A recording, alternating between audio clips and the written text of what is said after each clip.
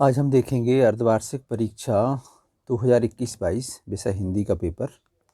इसमें वस्तुनिष्ठ प्रश्नों की बात करेंगे। तो सबसे पहले सही विकल्प का चयन कीजिए।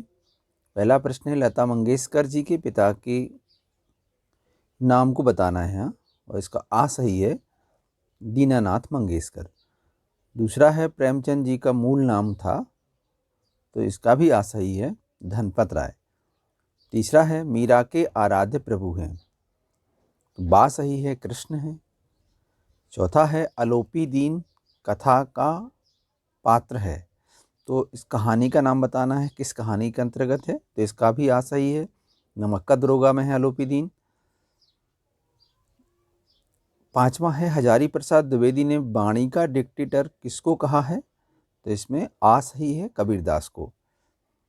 छठवां है, राजस्थान की रजत बूंदें अध्याय में किसके निर्माण पर व्याख्या प्रस्तुत की गई है, तो ये भी आ सही है कुई का निर्माण।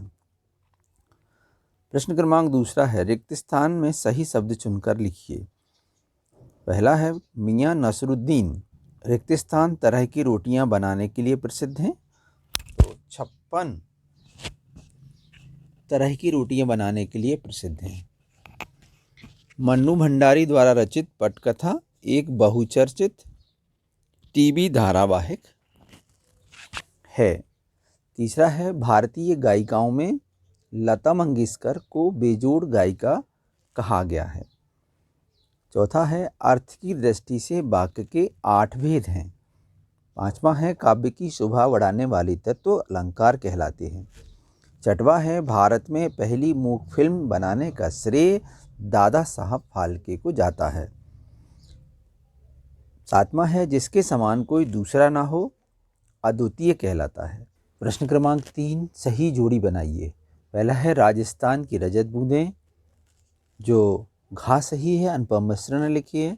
दूसरा है, जनसंचार का माध्यम, जनसंचार का माध्यम है डा इंटरनेट।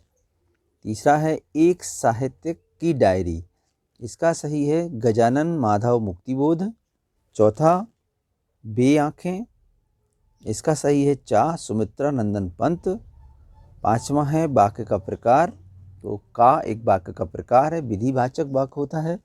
और छठवां है, पुनरुक्ति प्रकाश अलंकार, का में है धीरे धीरे। इस प्रकार प्रश्न क्रमांक 4, इसमें हमें सत्य और असत्य छांटना है। तो पहला है, स्पीति हिमाचल प्रदेश के लाहौल स्पीति जिले की तहसील है, सत्य है। बीजक सूरदास जी की रचना है, यह है असत्य है क्योंकि बीजक कबीरदास जी की रचना है। तीसरा, सुमित्रा नंदन पंत छायावाद के महत्वपूर्ण स्तंभ है, सत्य है। भारत में टेलीविज़न की शुरुआत 15 सितंबर 1959 को हुई, यह भी सत्य है। पांचवा है, भागीरथी मंदाकिनी सुरसरी इत्यादि शब्द गंगा के पर्यायवाची हैं, यह भी सत्य है।